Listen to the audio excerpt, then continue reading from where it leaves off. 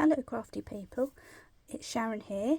It's been a while since I've made a video, so I thought I'd do a quick one today, but rather than doing colouring in, I thought I'd actually finish off a card.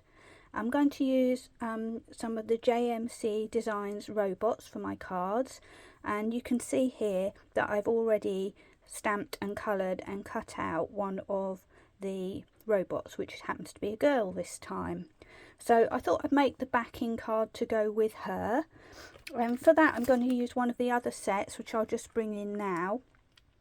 And this one's called A Bot's Best Friend, as you can see, and I'm picking particularly this cog, which I think is really useful, and I'm going to use that to make a background on my card. So let's get started. So I've cut a piece of white card which I'm going to use as my background, and basically what I want to do is make some cogs around the edge, and then I'm going to colour them with my tri-blend pens. The problem was that I coloured this in ages ago and I couldn't remember what colours I'd used, so I spent a little time swatching some of my tri-blend pens to look for colours that looked roughly the same, and in the end I came up with these two tri-blend pens, which are Ice Blue Blend, which is this one here, and Magenta Blend, there we go, which is this one on the end. So I thought they would be the nicest ones to go with the robot that I've already got. So I'll move those out of the way. I've got my cog on my stamping acrylic block, and previously I had already made a mask for my cog because I probably want to overlap them a little bit. All I did was stamp it onto scrap card and cut it out roughly in a circle, and then I just cut out some of the cogs around the edge. I didn't go around all of them because I thought I probably don't need them all, and that would take quite a while, so I've just cut a few of them out. Okay, so we're ready to go, and because I'm colouring with alcohol pens, I need to use a dye-based ink. In my case it's Memento, or you can use any dye-based ink that you've got. So I am going to start with my ink, and I'm kind of winging it here, so I'm going to randomly just stamp around and hope it all works out. So I'm going to start up in the corner at the top and press down. And what you'll find is that when I add these masks, or this mask, it's actually quite thick card, so it's possible that it won't stamp quite properly, but we'll just go with that and see how it goes. If it doesn't come out perfect, it's not the end of the world, because you can actually touch it up with a fine liner pen. But what I'm going to do is try and press really hard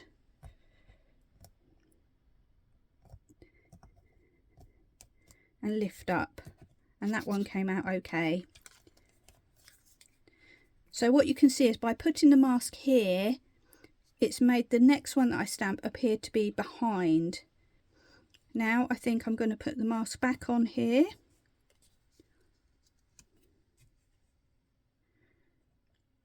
and add another one a bit further in, and I'm going to press really hard, especially in the bit that's nearest to the actual mask.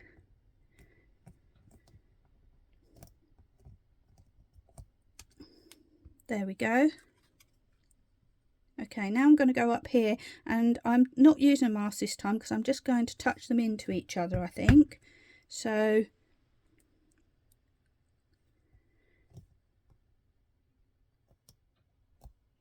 there we go, and I'm going to just pause now because I'm just going to carry on going around and meet you when I've finished doing the edging. So I've now finished stamping my cogs all around the edge of my piece of card, and my plan is that I'm going to put my little robot somewhere here like this, and probably a sentiment up here.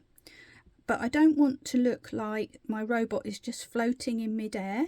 So I am going to create a little bit of grounding for her, and the way I'm doing this is I am taking a little piece of card and I have ripped the edge off of it. So I'm just going to place it down here, and I'm using a blending brush and also a Spectrum Noir Harmony ink pad, which in this case is anthracite, which is a nice grey colour. And I'm just going to tap into my ink pad, and I'm just going to swivel this around a bit because for me it's easier to do it this way. And just starting on the top, just randomly start to brush very lightly. And what you'll find is when you pick that up, you will end up with quite a strong line. It's quite a surprise. So I'm just going to add a little bit more here because that's where she's going to be. So I just needed the tiniest amount there. And there we have the ground for her to stand on. Now, as you can see, I have made 1 or 2 smudges on this card. There's a bit there and a bit there. So I am going to quickly fix that with another little cog in the corner. This one in the middle will hopefully be covered up by my robot. So just a quick stamp. I'm just going to swap my bit of paper around because I've got a dirty piece under here for stamping. I'm just going to quickly just add a little bit in the bottom. There we go. And you'll never know. So the next stage is to do a little bit of colouring. I'm going to just colour these flat because I kind of want them to be in the background. And having a look at my little robot, I can see she's mostly pink with a little highlights of blue and grey. And so I want to not make it over pink, this card. So I'm going to focus more on the grey and maybe add a few little splatters of pink here and there. So, sorry, not the grey, the blue.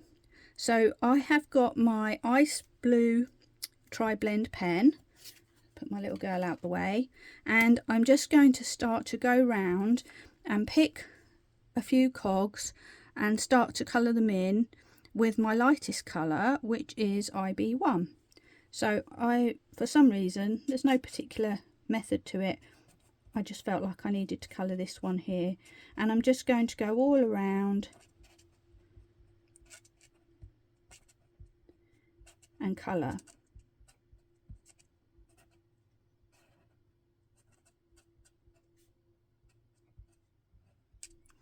And I do want to keep the blue ones down at the bottom here, because I think if I put pink ones down at the bottom, they're going to merge in with my robot and she won't pop out of the card so much. So I'm going to make sure that these ones down here are in shades of blue. Now, of course, I've got 3 colours to choose from here on my tri-blend, so I'm going to go with my darker one now, and I'm going to just put that one down here.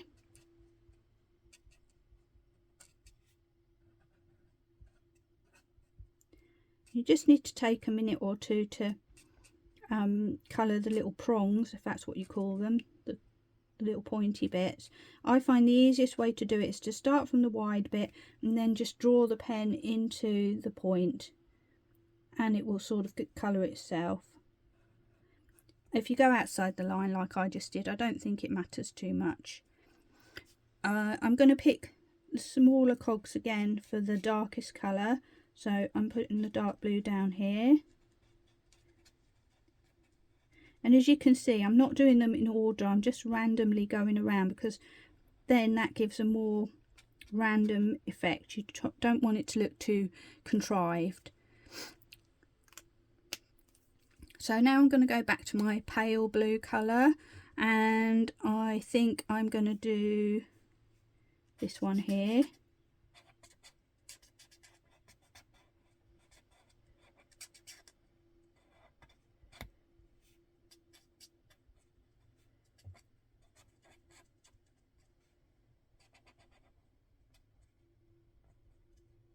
You can almost colour these in with one stroke, with just one line.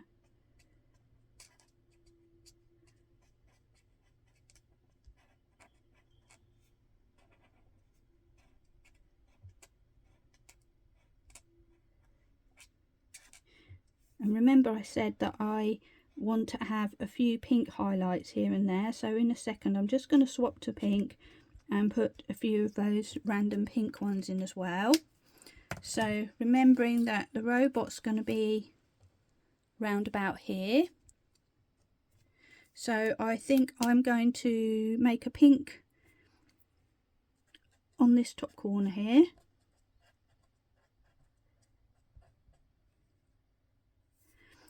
And the funny thing about this is when you first put it down on the pink colours, they seem to come out a little bit more peachy for some reason, but when they dry they go more pink, and that's what I found with my pens anyway. I don't know if that's the case with all of these tri-bend pens, but it's worth giving them a second to dry so that you can see the true colour. And you can almost see, I don't know if you can see on the film, but as it's drying it's coming much closer to the colour of the robot there.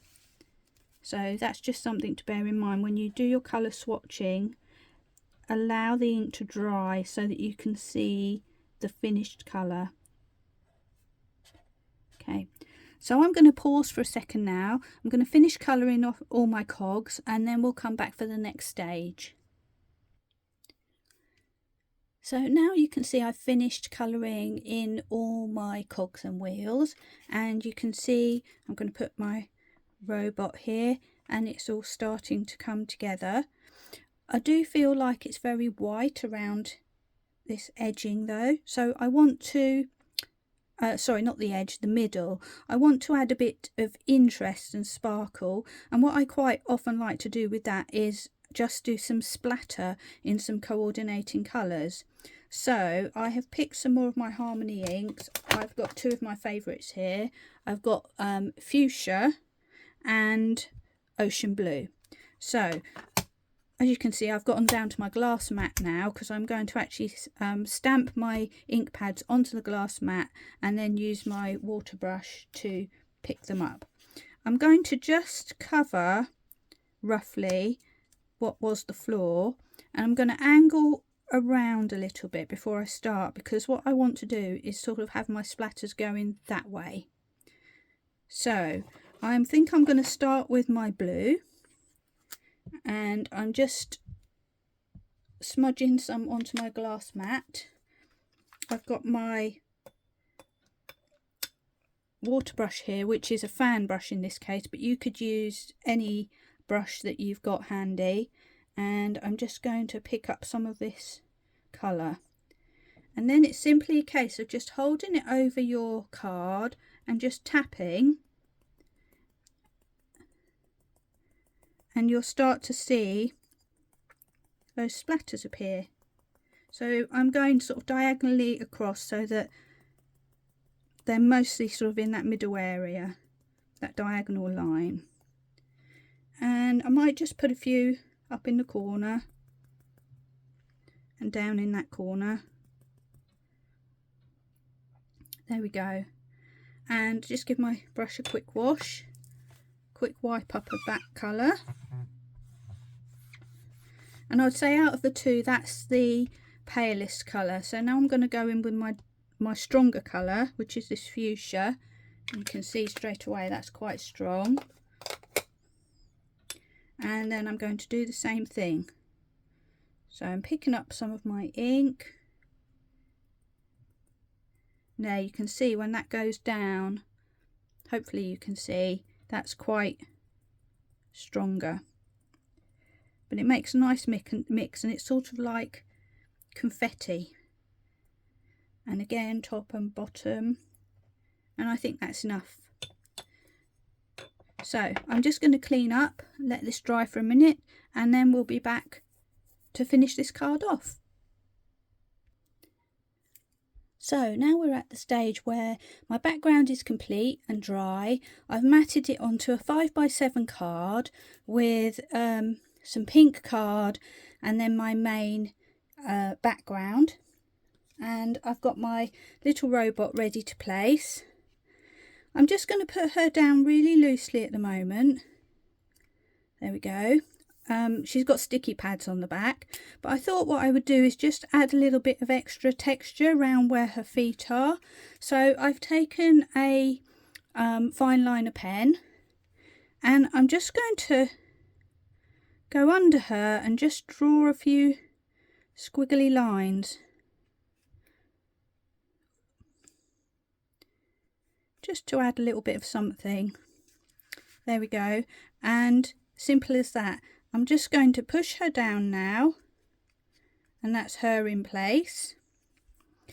And I just need to now add a sentiment, and I've picked the one that says "Hope you have the best day ever," which is in the same stamp set as these cogs, and I'm going to put it around about here. Now what you can do is you can stamp it direct on, so I'm going to do that first just to show you. And for sentiments, so that they're nice and clear and crisp, I like to use a Versafine even, ink pad.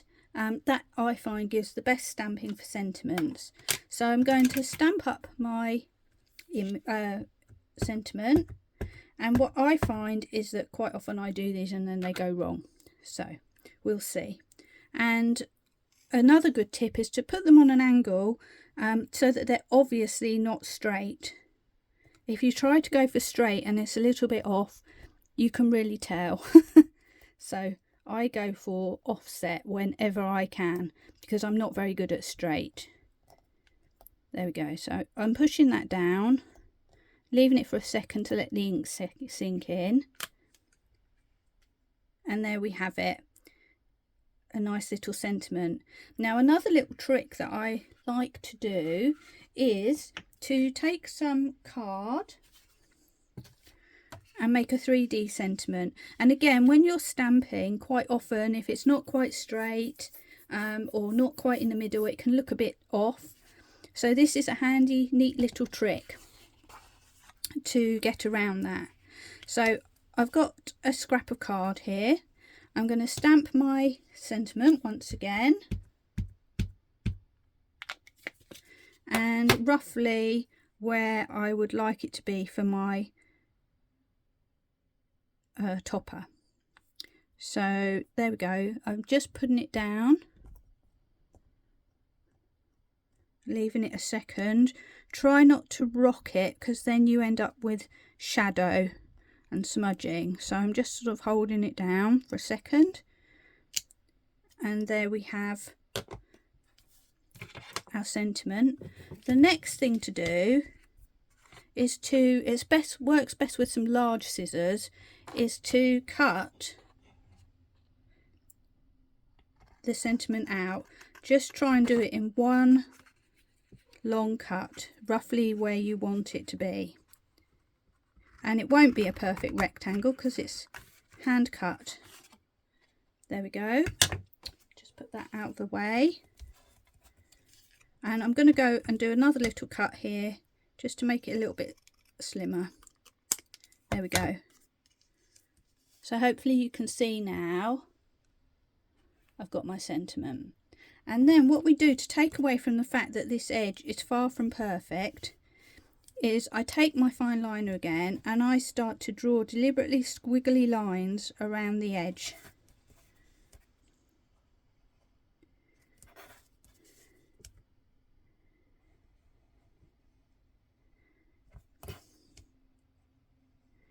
And then I do another one. So I'm making it look quite messy, if you like. And then what that does is it makes the eye not look so closely about how straight it all is. So it's a good trick if you're a non-straight stamper like me. And then finally what I'm going to do is take my Spectrum Noir pen, take the darkest of my blue ones, and I'm just going to go around the edge, putting the side of the nib up against the edge of the card. I'm just putting a little edge on. You just drag it across gently. And again, if it's not perfect, it doesn't matter, because this is supposed to be looking a little bit random. There we go. So you can see I've got an edge on there and there's a little smudge on the side, but that doesn't really matter because it's supposed to be like that. I might just do it again on this side as well, just to bring it out a little bit. There we are. And when you actually put, you might think that doesn't look like much, but when you put it against your white background, it gives a little edge to it, which really makes it stick out a bit. So that's the other option for this card, is if you've made a mistake and you think, oh no, what am I going to do? I just messed up my whole card. Do that. And in fact, even you can raise it. So that's what I'm going to do. I'm going to put mine over the top. A couple of sticky pads. That's all you need.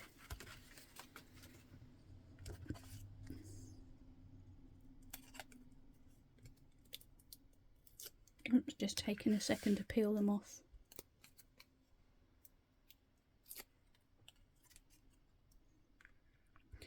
And then I'm just going to just kind of drop it down somewhere where I think it might look nice.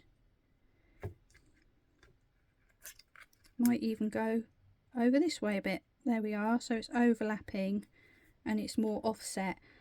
As long as I cover up my original stamp, that's all I need to worry about. There we go. So I'm just going to zoom out a little bit, and that's my finished card. I hope you enjoyed that video. Thanks for watching, and hope to be back again soon with something new for you. Bye!